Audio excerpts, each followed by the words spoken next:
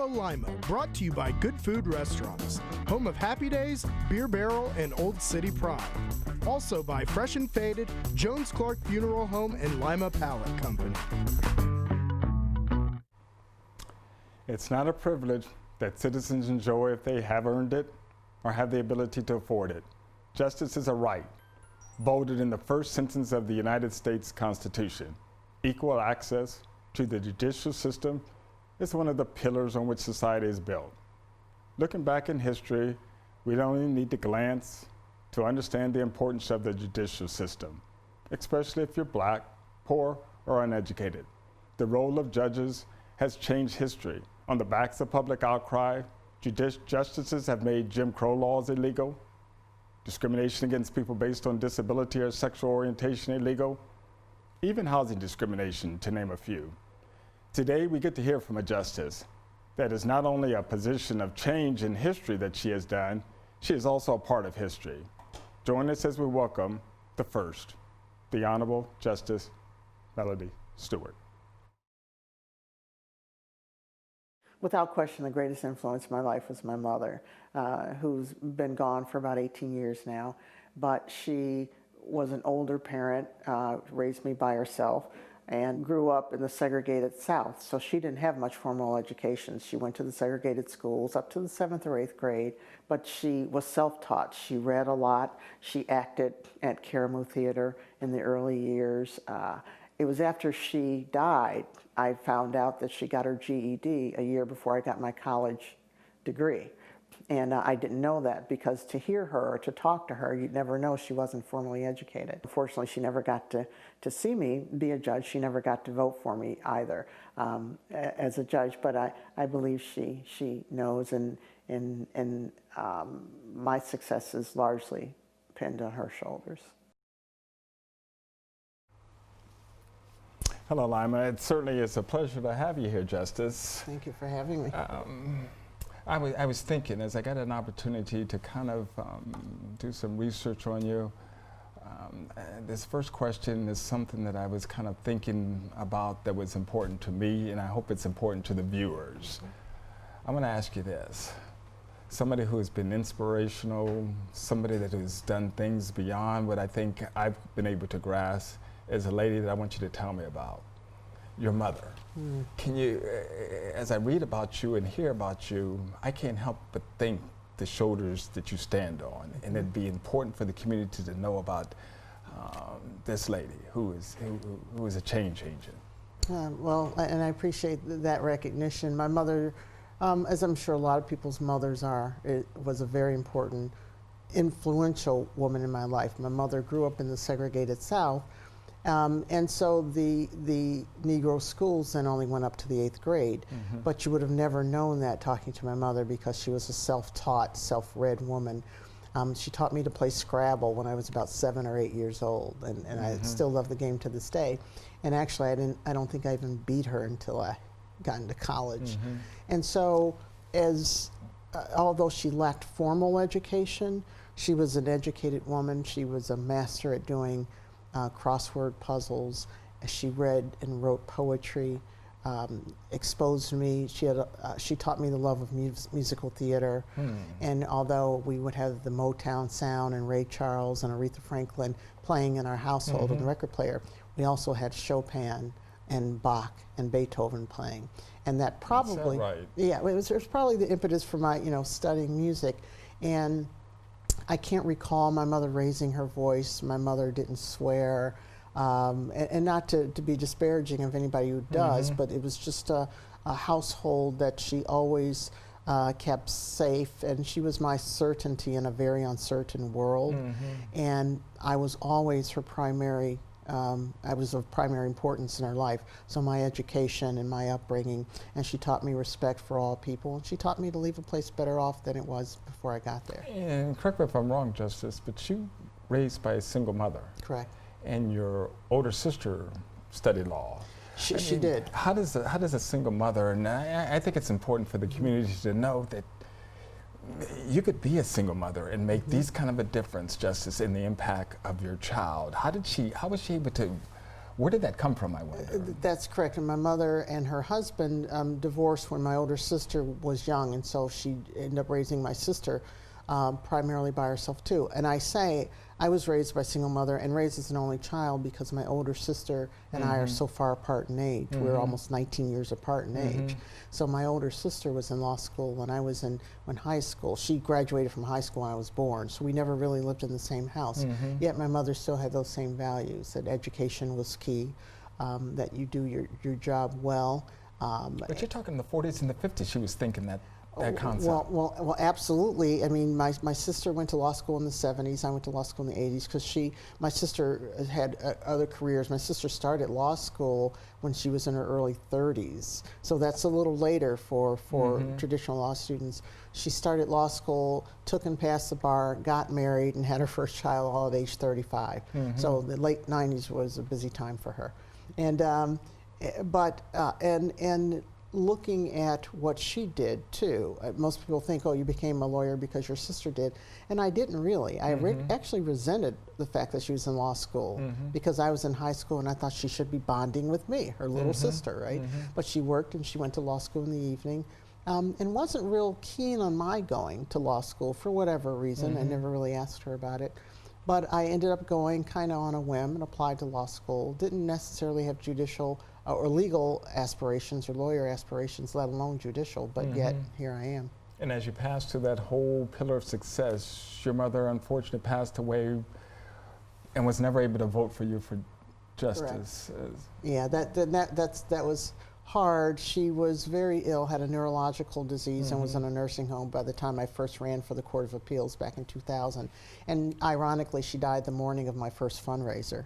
And so we had to send her absentee ballot back to the Board of Elections. So no, she never got a chance to vote for me, let alone see me elected to the Court of Appeals or the Ohio Supreme Court. But I sense that she knows. And I think it's important because it's one thing to talk about you in your role of a justice and all your accolades, but at the end of the day, the community needs to understand that on the backs and on the shoulders of those who came before us is where we make our mark.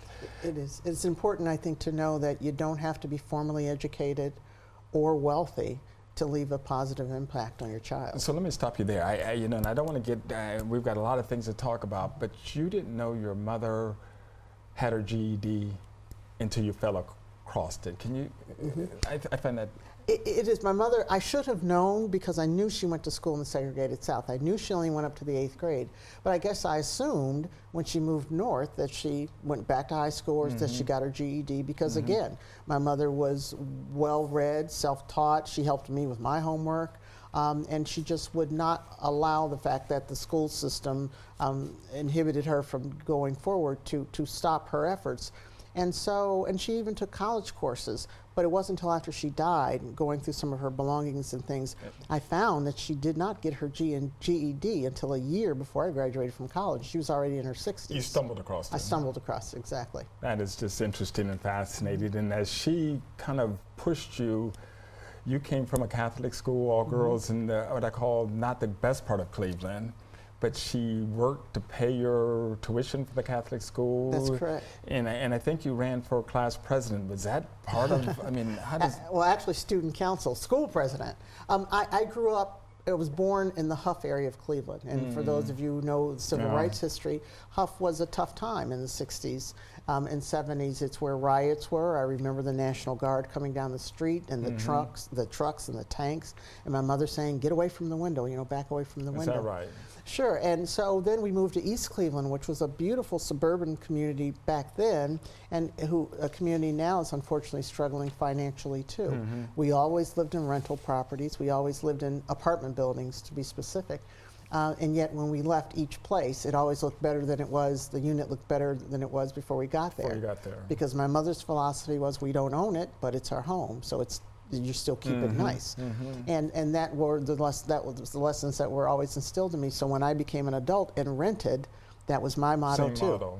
My place always looked better than it did before I left. And one of the things you've done, because I think your mother also played the piano, you're a classical pianist. I mean, you went to Conservatory School of Music at UC. You Certainly have your law degree, obviously, but you also, Dr. Stewart, have done things with a PhD. I do. Lifelong learner? Well, yes, as some people like to say, you can't find a stable job, so you keep going back to school. That's, my friends tease me about that. And it's not true, of course. I've been in school the entire time. I am a lifelong learner. I even have graduate work toward a master's degree in music that I never took to get the degree, but just was interested in honing my composition skills. I love education, I love learning, and I love knowledge. I realize I can't always be in school, and you don't always have to be in school to learn, obviously. My favorite structure, other than the courthouse, is a library. Wow, that is interesting. We got a chance to hear about some inspiration in terms of how the justice got here. When we come back, I want you to see a little bit about how this inspirational lady has taken her beliefs and continued to make those a part of Lima.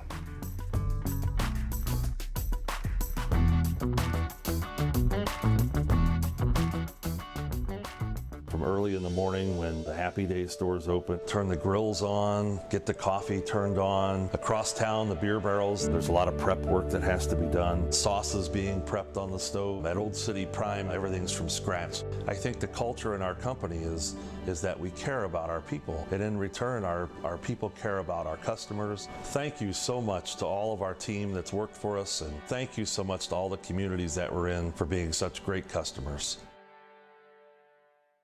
Our barbers and cosmetologists are licensed professionals who specialize in all phases of hair. Whether you are getting a line-up, cut, beard trim, or a design, our barbers will help create your unique style. With full-time cosmetologists, also taking appointments and walk-ins from lashes, presses, color, wax to braids, and weaves, Fresh and Faded cosmetologists do it all. Call us for an appointment today. Fresh and Faded Unisex Hair Studio, the largest shop in Northwest Ohio. 419-221-FADE. If you ain't fresh, you ain't faded. We certainly welcome back, Lyman. We certainly appreciate having the justice with us. And it's important for, as we talked about how this show is going to work, it's important for us to make sure that Lima understands that we're trying to make a difference with Hello Lima. So the justice is inspirational, not just because she's a justice, because of the kind of impact that she wants to leave. I want to read a quote here, and we're going to have it on the screen. In all my research of you, there was something that just struck out at me. And it says, and I'm going to quote it, and I hope you remember it. If it paints in the minds of someone who came from the background that I came from, or who looks like me, that is what our justice system should look like. This is a job that I can aspire to have one day. Then that's a great thing. Remember that, Justice? I do. I thought that was just, how would I like to say it? I thought that was Harold Washington type of language. If you ever been to the Harold Washington Library, that should be on the walls. Explain explain that to me, what you were feeling with that. And if it paints in the minds of someone who came from the background that I came from, who looks like me, this is what our justice system should look like. That's a job that I can aspire to. Well, you know, being an elected official for this state, I was very cognizant of the fact that we are a visual society. You know? And it's interesting because I'm really not all that visual. I mean, you know, someone says, oh, I can see this if I put that over there, and I go, I can't see it until you put it over there. So I'm not that visual, but I realize we are a visual society. And for small children and impressionable children, they might think that, well, if no one looks like me is in a certain position, then that must mean I can't be there, right, Justice, or that I'm not allowed to be there. Right. And that's not the case. Prime example of how it works in reverse. When I was on the Court of Appeals, one of my colleagues, who was a municipal court judge, had some of her female colleagues over for a social affair one day and had their husbands. And her younger daughter pulled her over to the side and said, Mommy, are men allowed to be judges? Right. Because that's all she knew, right. were female judges. And so we have to remember that when we bring our children. You know, the Supreme Court is a beautiful place, and students are in there all the time. And there are portraits of former justices on the wall. Now, there's only been 12 women in the history of the House Supreme Court. I'm number 12, quite frankly. And I'm the second female of color. And your gender or your ethnicity shouldn't matter to getting to the court. But of course, for years it has. It has. And so now, it's your education level, it's your background, it's your experience, it's your judicial temperament, it's how you do your job. Fortunately, I was able to convince enough people that I was a better candidate to do the job, despite the fact that my opponent was a very well qualified candidate. And when people look at you, Justice, they see someone, as you say, that can inspire to say, this is what justice should look like. And I talk all the time about the difference of opinion with regard to how do we get this disparity with regard to the police brutality and understanding that police aren't fair to minorities. And I don't want to get into that, but I want to say that if a lot of people see you, they can emulate that and they can look and say, one day I could do that. I was just stunned, and I want to hear your thoughts on this. 38% of all lawyers are females. Not a bad stat, but only 5% of African Americans out of the total population are lawyers. I find that from the American Bar Association in 2018. How can it still be today? How can that, yes, Justice. Well, and you know, how is that possible? It's interesting because I am very supportive of anyone, quite frankly, students of color or white students or Asian students who want to be lawyers. Yes. But I also tell them to look at other areas where there need to be fresh blood, if you will, and representation. That's right. The medical profession, science and technology. We had a wonderful presentation by Dr. Bertley, who was the CEO at COSI, which is on the Ohio Channel website on the Supreme Court. And when we have these dialogues, Justice, sometimes people think it's black and white. All society benefits. Follow me, Justice? Everybody benefits. Absolutely. Absolutely. And if we would remove our blinders and remove our partisan politics and just try to find the best candidates for a job. I know we sometimes disagree philosophically about how to do things. However, if we do pick the better candidates all the time, then we are better as a society, regardless of background and political party and ethnicity and religion. We do better as a society. And reading on you and studying your life, that's not where you are in terms of you weren't running for justice because you were a black female. Correct. You ran for justice for the inspiration of being able to make change. That's correct. That's correct. I do believe too much who's been given, much is expected. I've had great education. I've been to some of the best colleges and universities this state has to offer. Right, and this state has a lot of good colleges and universities. And I have committed to a life of public service when I didn't have to. I could have been in the public sector.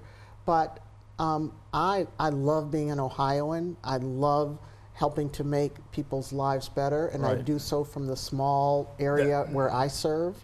And I've always been that way. And I encourage people to do that way, whether you're on city council, whether you're a secretary. You make your community better. And I don't want to interrupt, but that's what I found so fascinating with you is the fact that, you know what, it had to come from our mother because nobody thinks that way continually. Like, how can I make things better? Some of the dialogue that you had is that by being on the Supreme Court of the state of Ohio, you find that unique talents that you bring in helps the court as a whole, right, Dr. Stewart? Can you talk about that? I do. The court is different because of you. It is, and it's exactly what I said would happen. And what does that mean? We all have law degrees. That's true. Everybody on the court has got a judicial background.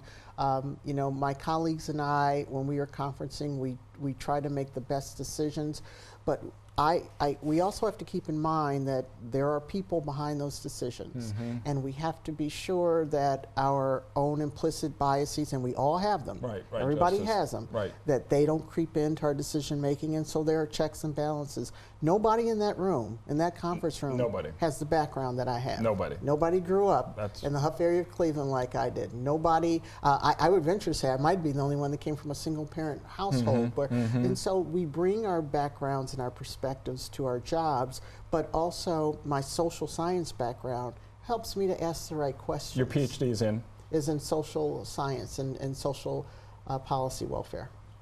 Which changes the way you frame your opinion on the courts. I take it. Don't let me talk for you. Well, it does, and it influences. It's, you know, we have to apply the law as written and interpret it where it's ambiguous.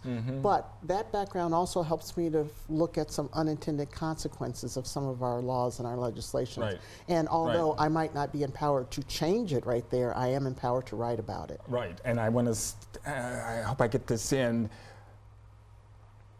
Blacks make up 30% of the population, give or take, overall. In the United States? Maybe less than that. Okay, so let me get this stat.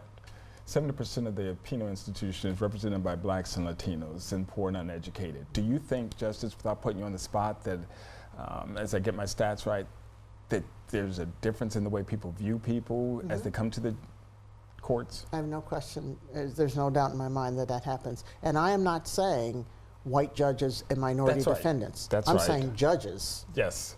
as a whole, regardless of ethnicity. Yes. There is, and that's not necessarily just a fault of the judges. It's something that's a society we have to correct, we have to improve. Even with the police officers and the minority communities, and I've talked to both. I mean, I was endorsed by the Ohio Fraternal Order of Police. Right. And we had very candid conversations about police, law enforcement in African American communities. And I talked to people in the African American communities and say, you have to realize those men and women behind those shields are human beings Absolutely, too. Justice. They want to go home to their families too. Yes, You know, yes, so yes.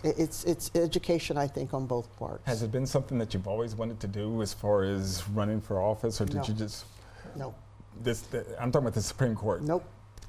Never thought about it until I did. you did. Yeah. Are you happy that you did? I am. And I would have been happy had I not won. But it's not easy. It's not. But anything worth having is worth working for. And it's not, when I say worth having, it's not even just having the position. It's having the ability to do the job. To do the job. Yes. When we come back, we're going to see some history in the making. We're going to be able to watch a little part of the video that I want to make sure Lima gets an opportunity to see.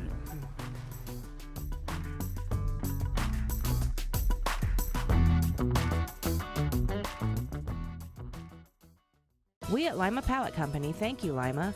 In 1977, we started a small family business, and today we continue to grow. Lima Pallet is a full-service pallet and crate provider. Every customer is unique, which is why we build pallets and crates to our customers' specific requirements. Because we have our own fleet of trucks, we're able to provide customers with on-time, same-day, and 24-hour emergency deliveries. Coming together is the beginning, keeping it together is progress, and working together is success. Let's continue to succeed. The loss of a loved one can leave you with a lot of unanswered questions, feelings of stress and anxiety, and grief that makes events difficult to handle. The experienced funeral directors at Jones Clark Funeral Home will guide you through the aspects of the funeral service with compassion, dignity, and respect. Our staff of dedicated professionals is available to assist you in making funeral service arrangements. The funeral directors at Jones Clark Funeral Home provide individualized funeral services designed to meet the needs of each family. Call us today to pre-plan your funeral. I, Melody J. Stewart, Do solemnly swear do solemnly swear that I will support the Constitution of the United States that I will support the Constitution of the United States and the Constitution of Ohio. and the Constitution of Ohio. This I do This I do, as I shall answer unto God. as I shall answer unto God. Following those words, Ohio history was changed forever. Justice, last quote, I promise, but it stuck out at me too. There does seem to be a level of confidence in our ability to do the job and to do the job well, to do it with a sense of compassion, but also just recognizing being true to what the law means to all the people in all walks of life. What you do, Justice, is important. Your impact is breathtaking in terms of how you impact everybody's life, the day-to-day life. And when you talk about being true to what the law means to all people in all walks of life, it touched me. What were your thoughts, Justice? You know, we are in such wide-reaching positions. When the Ohio Supreme Court renders a decision, it impacts the entire state, either directly, if you're a party, or indirectly. As a citizen of the state, when I say citizen, I mean a corporate citizen or an individual citizen. Right.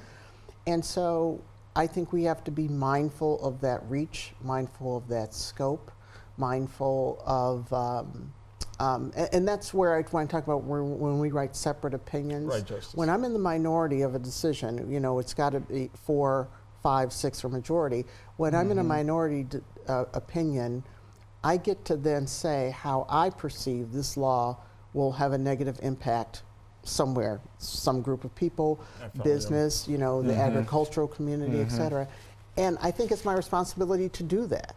Even though the law might be going a certain direction, you still have to give voice to all of Ohio. And I swore when I got to the Court of Appeals that I would do that. And I promised that if I got to the Supreme Court, I would do that. I would call out injustice where I saw it. Regardless of anything. Regardless of anything.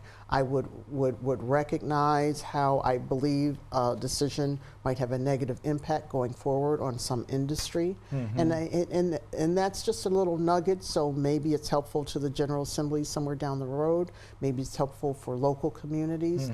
But again, the things that I get to see and read as a Supreme Court justice, nobody else gets to see except the people who work at the Supreme Court. So we're in a unique position to get some of the most important information from all constituencies across the state and render a decision. And I want to make sure I go back, pedal, and talk about, when you talk about across the state justice, one of the things that you talk about is that you're not just the justice for Cleveland. You're not just the justice for, we call them the 3 C's, right, Cincinnati, the 3 C's. Cleveland, I heard about Columbus. those. Yes, you're the justice for Lima. You're the justice for Walpock. You're the justice for Van Wert. That's right. Right, That's Justice? Is that the way you view your decisions? That's exactly right. I feel a responsibility to every single solitary citizen in every county in this state. I mean, when I ran for the court, and I would go to a pancake breakfast in Union County or somewhere in Monroe, there might only be a handful of people, but it was still to make sure that they understood that there was a connection between their community and the Ohio Supreme Court. And I wanted to be sure, and I feel that way. I honestly feel that way. And so that's why I'm in Lima today, and I could be in Youngstown tomorrow, or I could be in Dayton next week. And so anywhere that someone will have me to learn more about the court, I'm pleased to go. I'm also pleased to invite you to come to the Ohio Supreme Court. All of our hearings are live streamed on the Ohio channel, and they're archived, so you can see them at any time, including my swearing-in ceremony. We have wonderful events that go on in the court. The Moyer Center is a beautiful judicial facility, and we have students there all the time, but people should take advantage. That's your taxpayer dollars. Well, Justice, sometimes, and you have a weirdness about you that you make people feel welcome. Now, talk about that. People feel like they can touch out and reach you as a justice. Absolutely. But you're on the Supreme Court of the Ohio State, 161 first elected, 161 elected justice. Follow me? You're not just, you just walk around here like you. Because I am. I didn't even let you finish the sentence. But I am. I mean, I recognize I have a job that only one of seven people hold, and technically 6, because there's a chief, and that's an elected position in and of itself. And then there's 6 associates. I recognize that there are only 7 of us. I recognize there's only been 161 of us. I recognize there's only been 2 African-American females and 4 people of color, period. I recognize all that, but at the end of the day, I'm a state public servant. And I want Lima to realize that and understand what she's bringing to Lima, she didn't have to do, and I appreciate, Justice, you coming to Lima and sharing your thoughts. Lima's a better place because you visit us today, and we're blessed to have you. Hello, Lima. We appreciate it.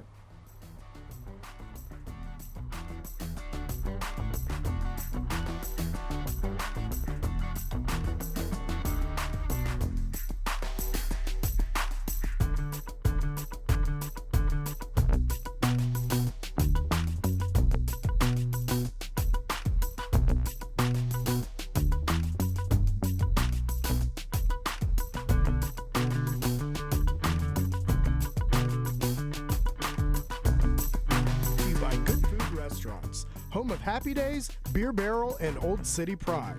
Also by Fresh and Faded, Jones Clark Funeral Home, and Lima Pallet Company.